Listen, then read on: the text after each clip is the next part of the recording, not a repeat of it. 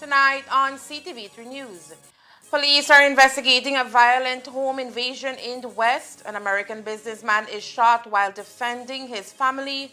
Arrests are yet to be made. Authorities identified deceased man found on drifting catamaran off Belize coast as investigations surrounding his death continues. We'll also tell you more about Belize's new birth certificate. It's all about credibility over paper quality, says the CEO of e-governance. These are some of the stories we have for you tonight in our newscast for Thursday, March 12th, 2026.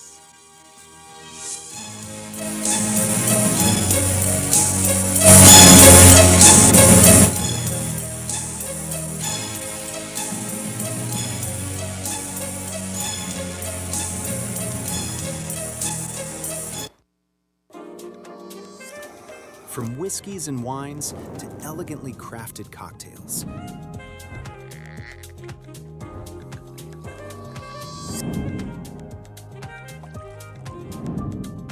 Paired with charcuterie boards and perfectly seasoned steak bites, and much more. Perfect for celebrations, quiet nights, and every special occasion in between. 7 Notes Wine and Spirits, where every sip hits the right note.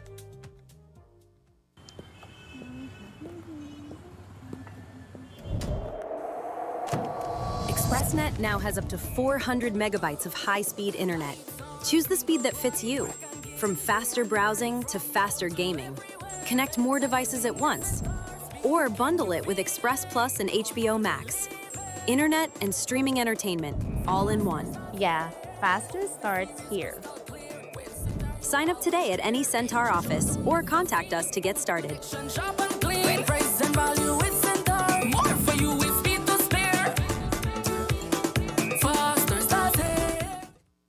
They got so much things to say right now.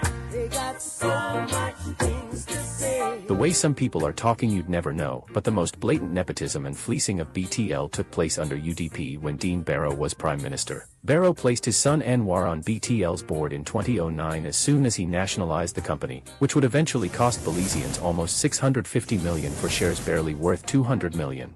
By 2014, Anwar was appointed executive chairman with extravagant salary and perks. Under him, BTL spent wildly on ventures that did not materialize and never brought any returns. Under the Barrows, BTL's profits plummeted from $38 million in 2009 to $17 million in 2019, and $10 million in 2020, as the company hardly paid dividends to government and people of Belize. Anwar Barrow has no moral authority to talk about BTL, as it was under his nepotistic rule, appointed by his father, that BTL was most blatantly fleeced. They got so much things to say right now. They got so much things to say.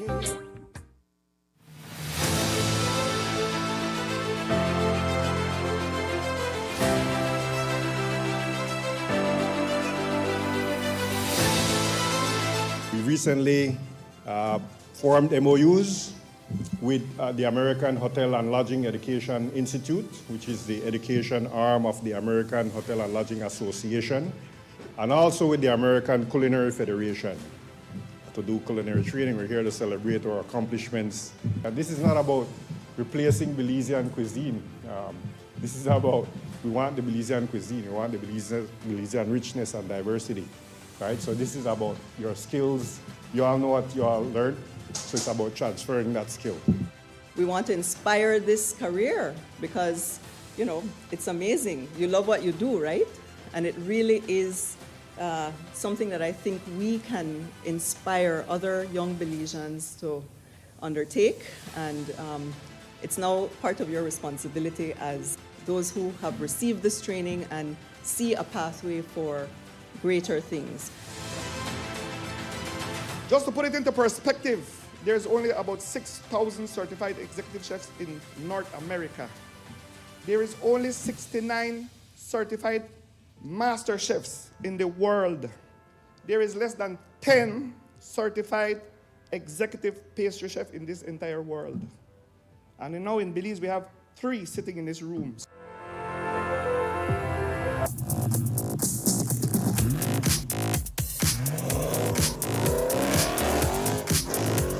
When speed matters, every second counts. Get ahead with ExpressNet. Fast, reliable, ready when you are.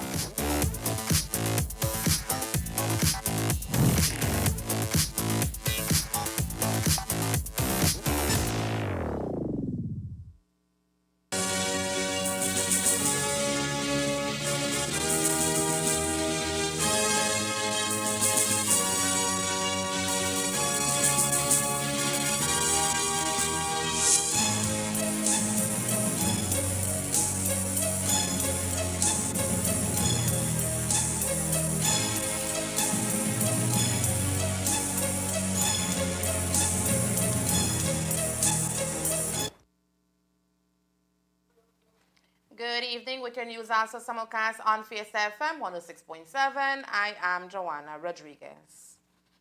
Police in the Cayo district are investigating a violent home invasion that left an American businessman and resort owner hospitalized on Wednesday evening in Frank's Eddy village. Authorities say 68-year-old Bradley Pullman was shot during the incident after confronting armed intruders at his family's home. Pullman was reportedly defending his family when he was shot in the back and chest. According to police reports, 3 masked men entered the Pullman residence at around 5:30 p.m., where they reportedly held Pullman's wife and her children hostage while ransacking the house in search of valuables. Police say that minutes later, Pullman arrived home and was confronted by the intruders, who demanded access to a safe inside the residence. When the suspects were unable to open the safe using a password, Pullman was shot twice.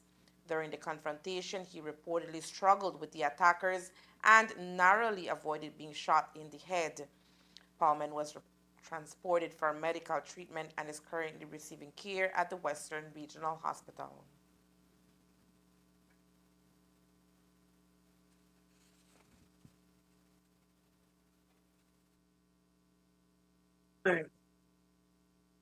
The investigation commenced at approximately 5:40 p.m. on 11 March 2026 when police were advised that a male person, namely Bradley Pullman, a 68-year-old Belizean businessman of Frank's Eddy village, was at the Western Regional Hospital being treated for gunshot injuries.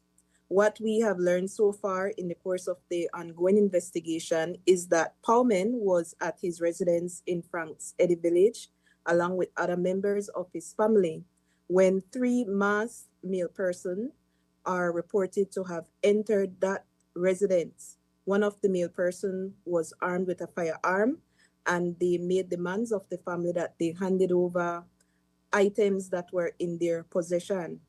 A struggle ensued between Mr. Pullman and the armed male person, and during the course of that, Mr. Pullman is reported to have received those gunshot wounds. The male persons escaped with items of property belonging to the occupants of the house, and police have since detained 1 person in course of the ongoing investigation and are seeking 2 others. Police have not announced any arrests in connection with the incident and say investigations are ongoing. Authorities also indicated that there is no known connection between this attack and any previous incidents involving the victim. No indication to that effect thus far. The investigation is ongoing. And have you guys been able to ascertain if the perpetrator was someone that worked for him, because we went there today and it's pretty far. So it's someone that would have to know where the place is. The details of the investigation that has been disclosed is the extent to which the department wishes to disclose. As stated, it's an ongoing investigation, and there are 2 other persons that police are seeking. The motive behind the home invasion remains under investigation. Authorities have identified a man whose body was discovered aboard a drifting catamaran off the coast of Belize earlier this week, as investigations into the circumstances surrounding his death continue. Police say the deceased has been identified as Thomas Harman, a 72-year-old Canadian national. Initial reports from investigators indicate that Harman's body bore only minor injuries, though officials have not yet determined whether they were related to the cause of death. According to authorities, the catamaran reportedly departed Honduras on March 9th. Police also confirmed that a distress call was made on Wednesday, shortly before the vessel was located drifting at sea. March 2026, police were advised by personnel from the Belize rescue team that they were escorting a catamaran, namely Melinda, which was found drifting on the high seas some 60 miles off the coast of Belize. Police were also advised that on board that catamaran was a deceased male person. The investigators and the scenes of crime technicians in Kikaka awaited the arrival of the vessel, and upon their inspection, they observed the lifeless body of Thomas David Harman, a 72-year-old Canadian.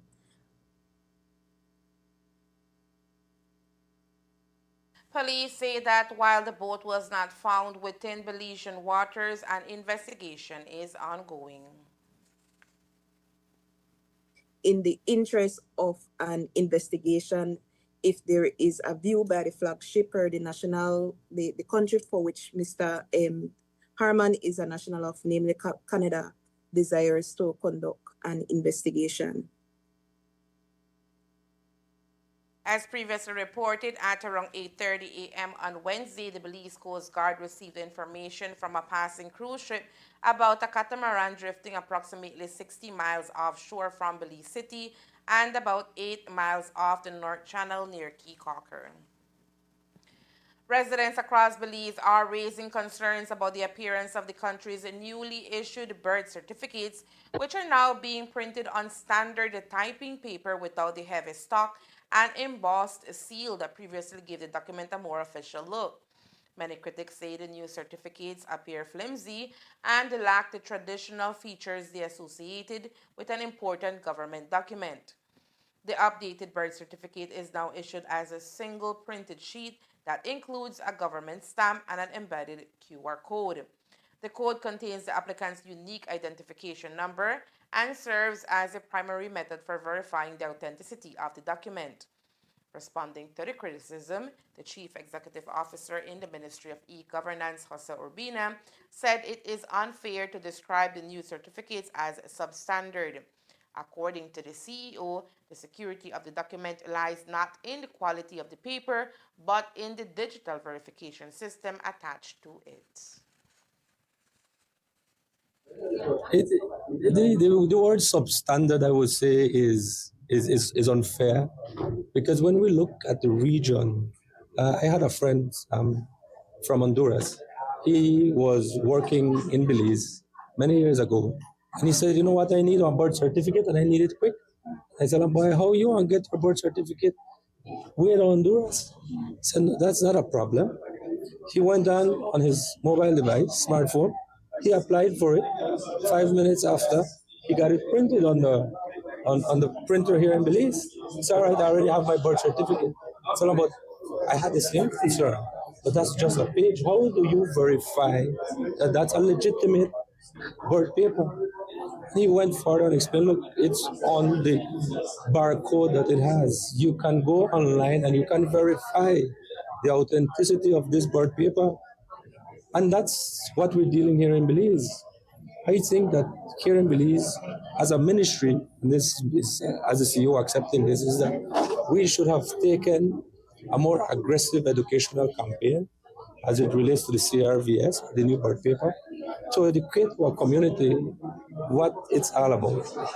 Having the mindset changes that are required to ensure that our citizens understand that the validity of a birth certificate is no longer on the actual paper it is printed on.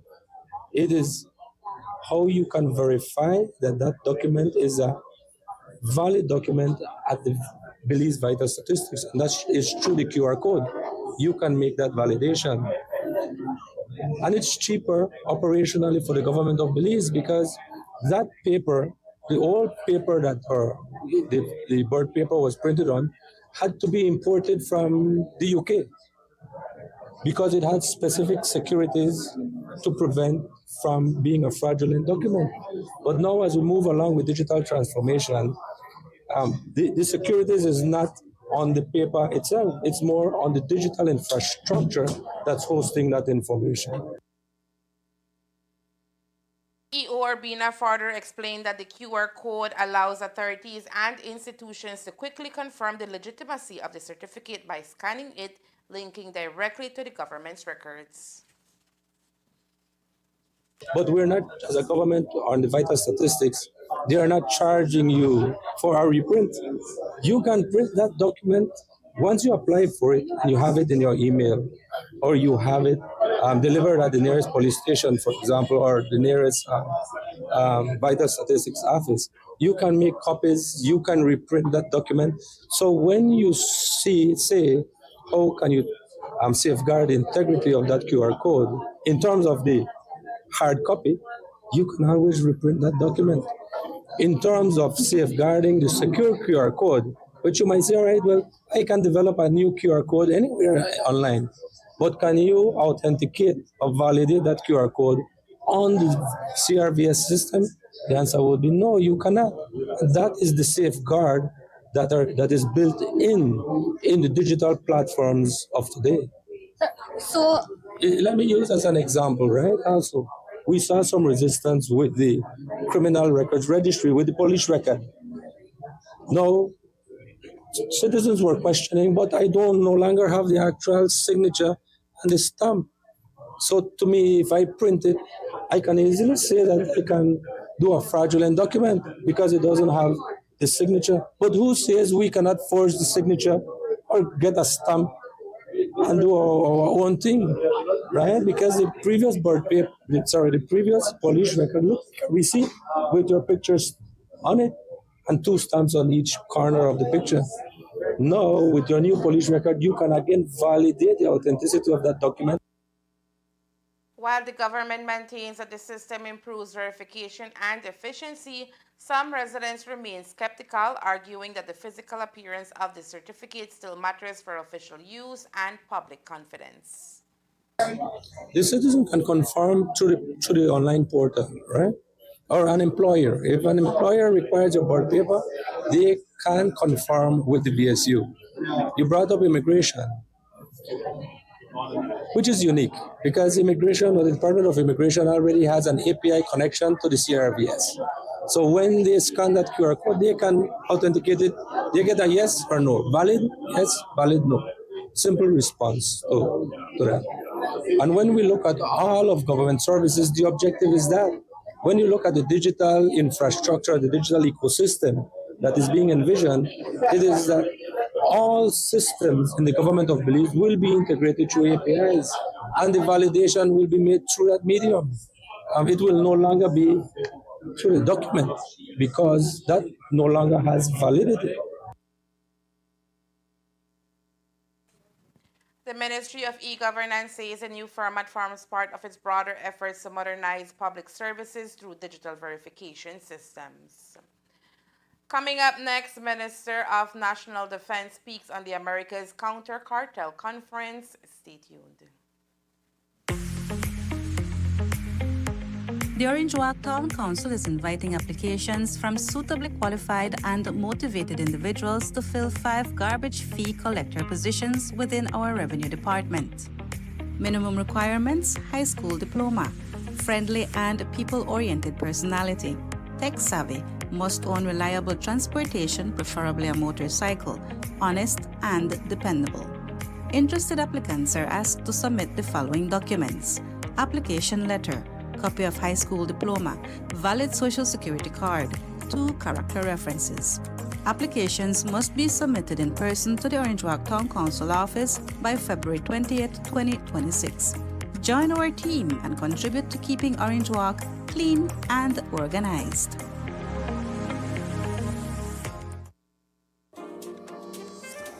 From whiskeys and wines to elegantly crafted cocktails.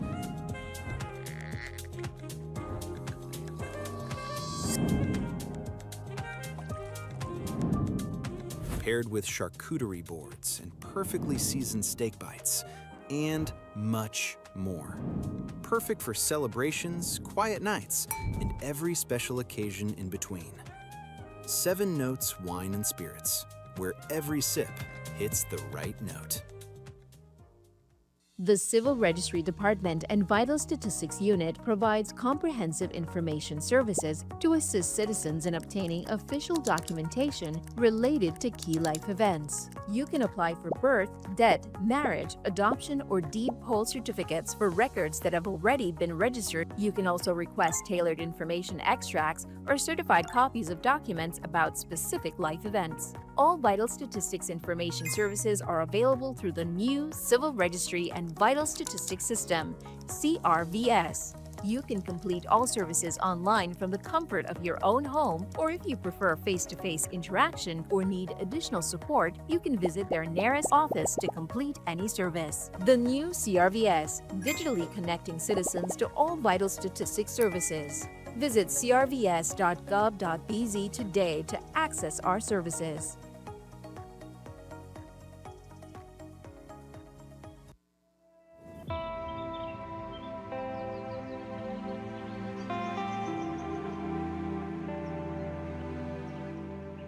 There's a saying I often return to, and that is a Chinese saying, that says, the best time to plant a tree was 20 years ago. The second best time is now. Today, Belize chooses now, because Belize has always lived under the shade of the tree. Remember Sobumbra floreo. Our forests, mangroves, rivers, and farms are not just features of our landscape, they are part of who we are as a people. They protect us from storms, feed our families, support livelihoods, and anchor our resilience in a changing climate. But we also know this truth: what we do not protect, we will eventually lose. Greening Belize, 1 million trees for climate and sustainable development. Our forest cover is declining, especially after the fire season. What will be achieved? Restore and reforested lands, significant increase in hectares restored by 2035. Enhanced carbon sequestration. We'll have improved data, mapping, and reporting systems with this. Institutional readiness, feasibility study and design for a national forestry incentive program. Community mobilization, which will build capacity and increase participation nationally, and improve governance. For all environmentally conscious individuals and groups, CBOs, NGOs, community organizations, universities, come in to do their part to plant trees to assist in the restoration initiative for the country of Belize.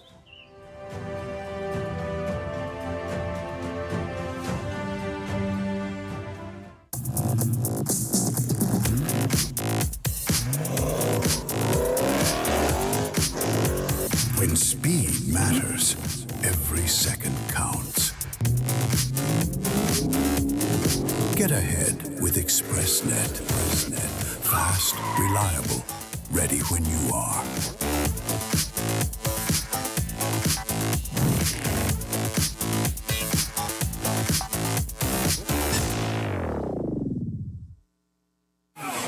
Primera llegada con peligro por parte de Pot. Vemos la repetición. Llegan los linderos del área. La número 7 llegó con todo Pot.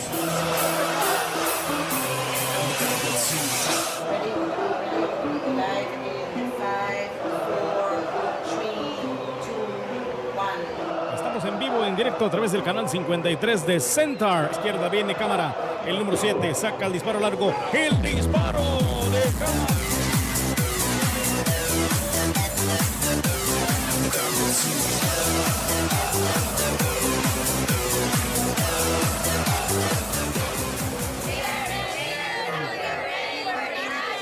Nosotros somos los campeones, estamos listos para National.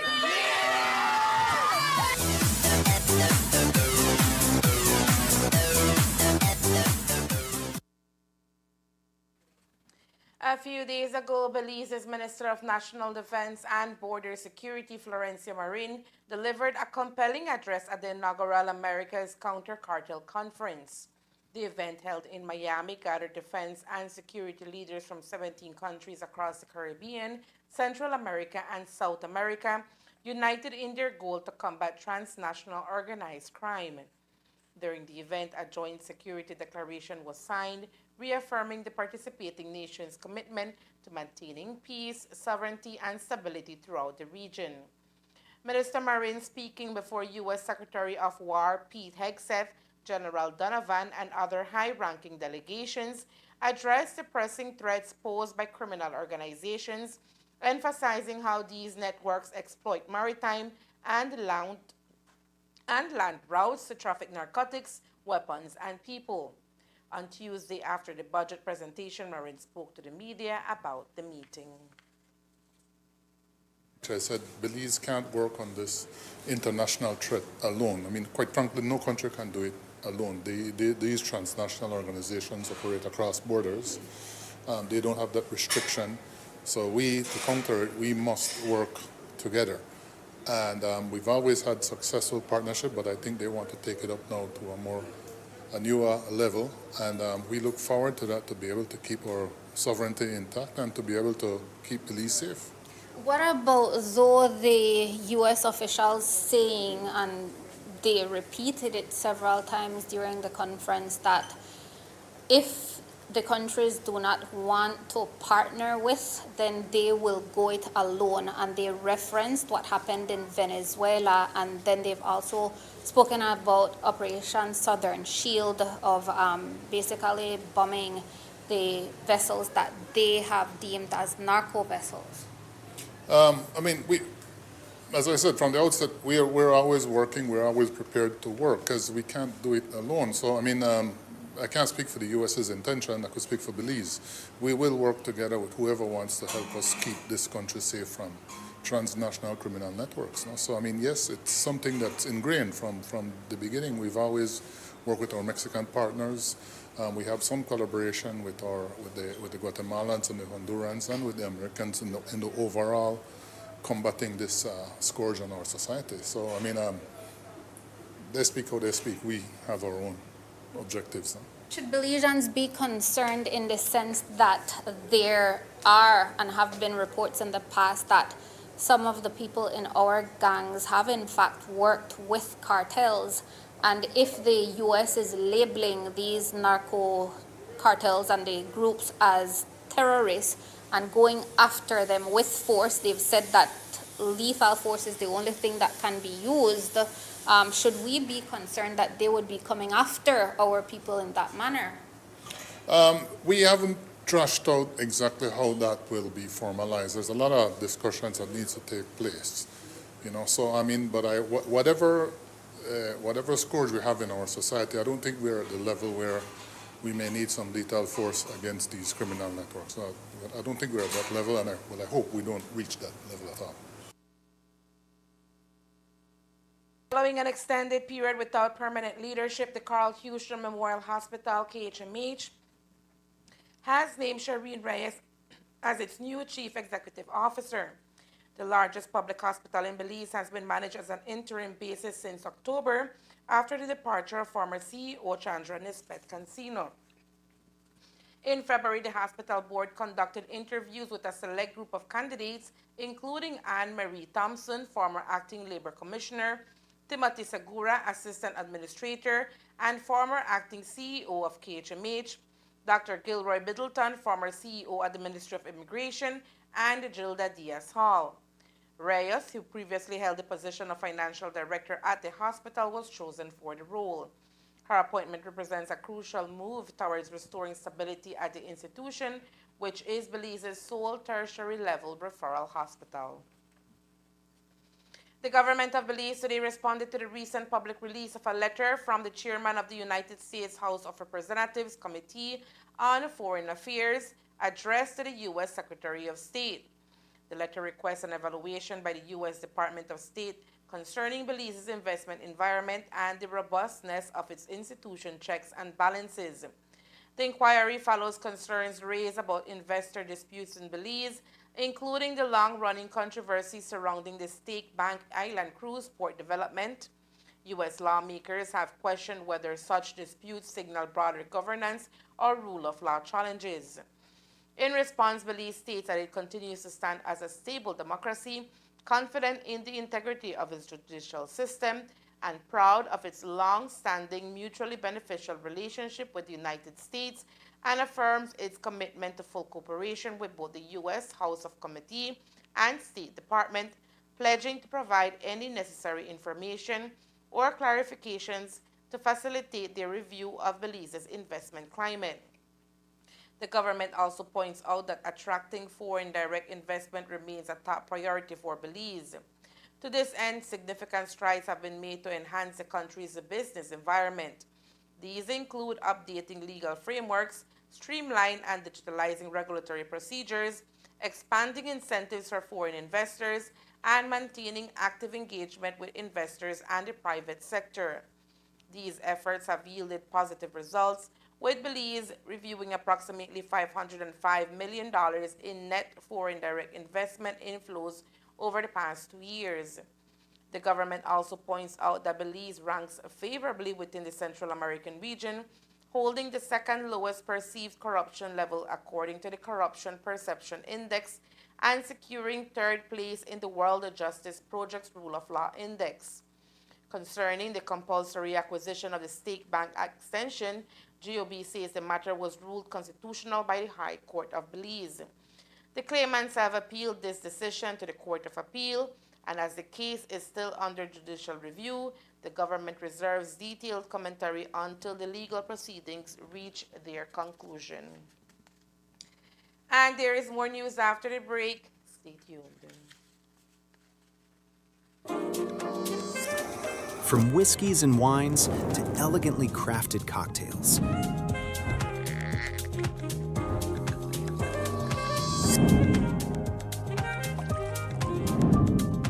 Paired with charcuterie boards and perfectly seasoned steak bites, and much more. Perfect for celebrations, quiet nights, and every special occasion in between. 7 Notes Wine and Spirits, where every sip hits the right note.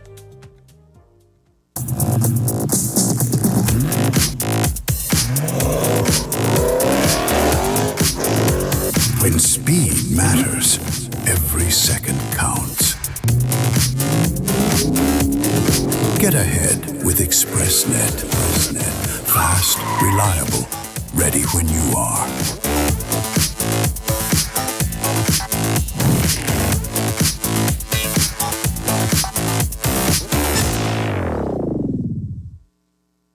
They got so much things to say right now. They got so much things to say. The way some people are talking you'd never know, but the most blatant nepotism and fleecing of BTL took place under UDP when Dean Barrow was Prime Minister. Barrow placed his son Anwar on BTL's board in 2009 as soon as he nationalized the company, which would eventually cost Belizeans almost $650 million for shares barely worth $200 million.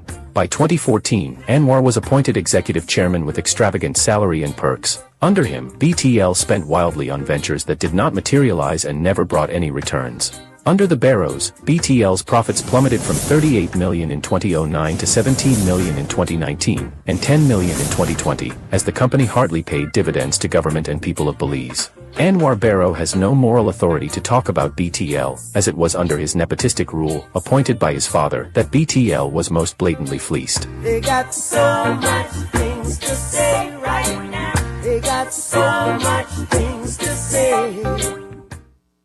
Finally, family. A postpaid plan for 3 people. Introducing Smart Trio. Why pay for mobile service alone when you can share and save? Get unlimited national calls, texts, plus 100 gigabytes of shared data. And the best part? It's only $135. That's right, as low as $45 per person. Perfect for small families, couples, or close friends. Smart Trio. 3 lines, 1 smart choice. Sign up now and you could win a Trio getaway to San Pedro for 3. Visit us at www.smart-bz.com for more information or sign up at any showroom today. Smart, bringing people together.